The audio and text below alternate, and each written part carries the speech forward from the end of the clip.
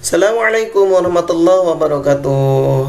Baiklah anak-anak, bertemu lagi dengan Bapak Ahmad Mudzakkir, Bapak Guru PAI kelas 8 ya. Baiklah, untuk kesempatan kali ini kita akan membahas tentang bab 2, mengonsumsi makanan dan minuman yang halal dan bergizi.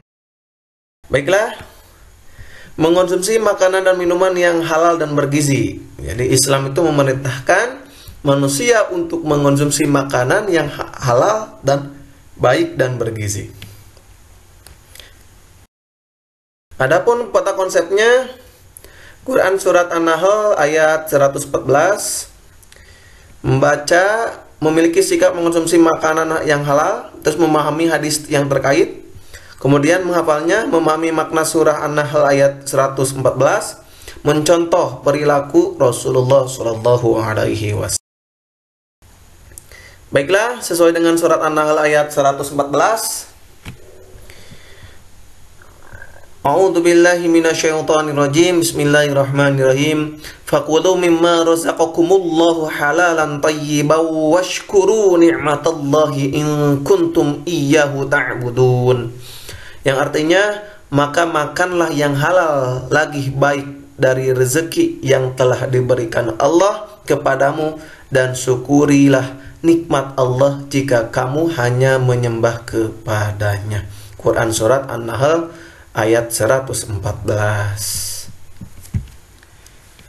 Jadi kita itu disuruh oleh Allah Subhanahu wa taala itu memakan makanan yang halal. Ingat ya, yang halal yang pertama, kemudian baik, makanan halal tersebut baik, kemudian dari rezeki yang telah kita peroleh, gitu ya. Kemudian apa yang selanjutnya harus kita pelajari? Syukurilah nikmat Allah, gitu ya. Dengan rezeki yang ada, kita usahakan makanan tersebut cari makanan yang baik ya, yang halal juga dari rezeki yang kita. Hadis riwayat Abu Dawud dan Ibnu Majah.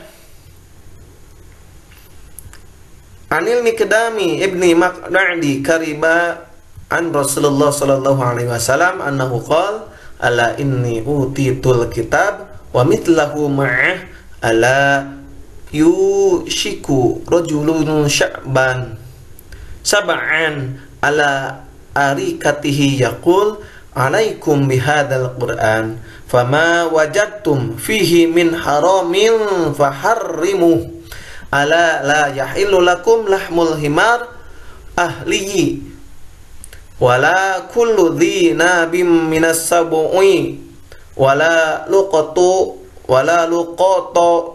mu'ahidin illa ayyastaghni anha sahibuha, rawahu Abu Daud. Yang artinya, Miqdam bin Ma'di Qarib berkata bahwasanya Rasulullah SAW bersabda, ketahuilah bahwa aku diberikan Alkitab Al-Quran dan yang semisalnya bersama-sama dengan, agar jangan sampai seorang yang perutnya kenyang berada di atas singgasananya berkata, kalian mesti memegang Al-Quran ini, apa saja uang kalian dapati halal, maka halalkanlah, dan apa saja yang kalian dapati haram, maka haramkanlah. Ketahuilah, tidak dihalalkan bagimu keledai kampung dan tidak dihalalkan yang semua bertaring dari kelompok binatang bisa ya, berbisa, tidak pula barang temuan orang kafir mu'ahad kecuali jika pemiliknya tidak membutuhkan.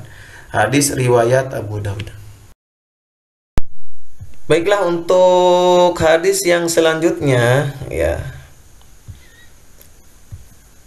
yang artinya Jabir bin Abdullah radhiyallahu anhu berkata bahwasanya Rasulullah SAW, wahai manusia, bertakwalah kalian semua kepada Allah dan perbaguslah cara kalian mendapatkan rezeki, karena sesungguhnya jiwa itu tidak akan mati sebelum rezekinya tercukupi, meskipun datangnya lambat. Maka bertakwalah kalian kepada Allah dan perbaguslah cara mendapatkan rezeki.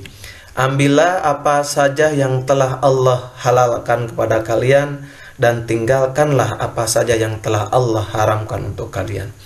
Jadi antara hadis yang pertama dengan hadis yang ini ya, yang selanjutnya, ini intinya kita harus mencari rezeki ya, rezeki yang halalan thayyiban ya, supaya apa yang kita makan bagus, baik untuk kita dan berkah juga ya. Dan kita dilarang jauhilah harta-harta yang haram, rezeki yang haram. Surat An-Nahl ya, ayat 114. Yang pertama, Allah menyuruh kaum muslimin untuk memakan makanan yang halal, lagi baik dari rezeki yang diberikan Allah Subhanahu wa taala kepada mereka. Rezeki yang kita dapatkan kita pergunakan sebaik-baiknya untuk dibelikan pada makanan-makanan yang halal, yang baik ya.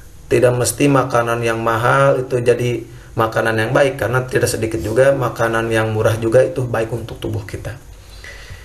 Yang kedua, makanan dan minuman yang halal ialah makanan dan minuman yang dibenarkan oleh agama untuk dimakan dan diminum.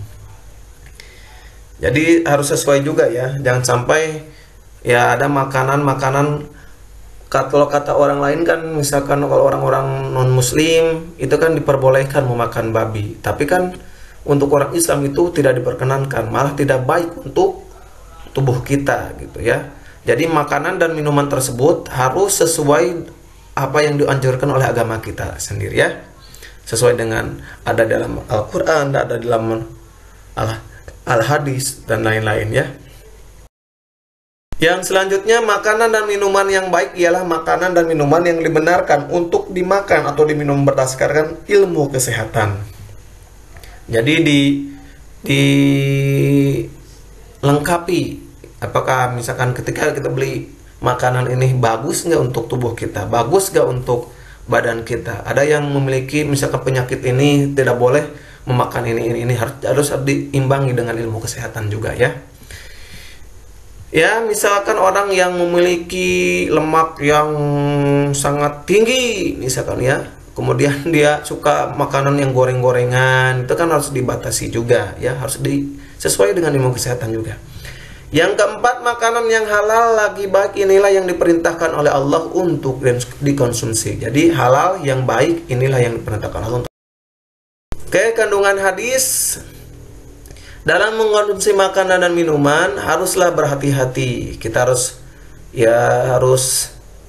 apalagi misalkan dari kemasannya atau misalkan komposisinya gimana, kita harus baca-baca juga ya. Jangan sampai makanan yang kita makan, minuman yang kita minum ada komposisinya, misalkan ada bahasanya bahasa kesehatan, tapi kita tidak mengetahui isi konsumsi tersebut apa. Misalkan ada yang terbuat dari minyak babi, ada yang terbuat dari bulu babi dan lain-lainnya. Itu kan di dalam agama Islam itu dilarang. Kita harus tahu lah komposisinya gimana. Yang kedua, kita harus memastikan bahwa makanan dan minuman itu benar-benar baik, halal dan benar. Ingat, baik, halal dan benar. Kita harus memastikan kita mau makan atau minum hal tersebut ya, mau makan makanan tersebut atau mau minum minuman tersebut, kita harus memastikan bahwasanya makanan dan minuman tersebut baik, halal dan benar.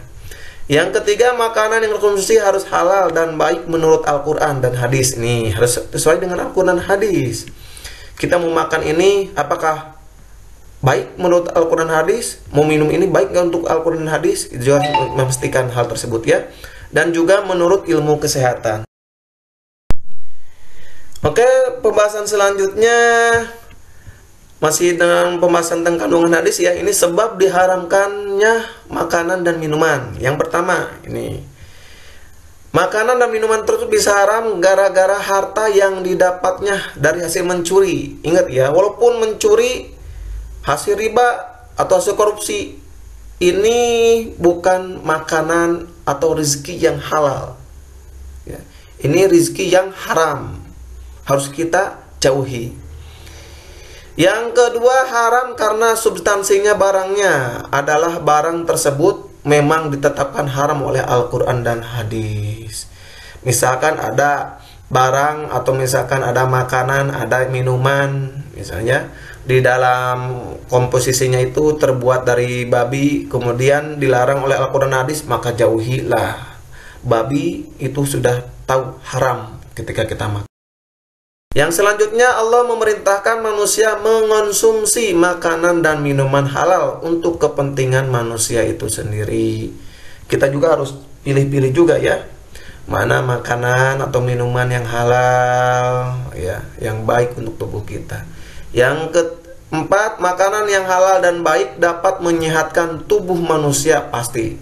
Makanan yang halal dan baik itu pasti tubuh kita akan sehat, menyehatkan tubuh kita ya.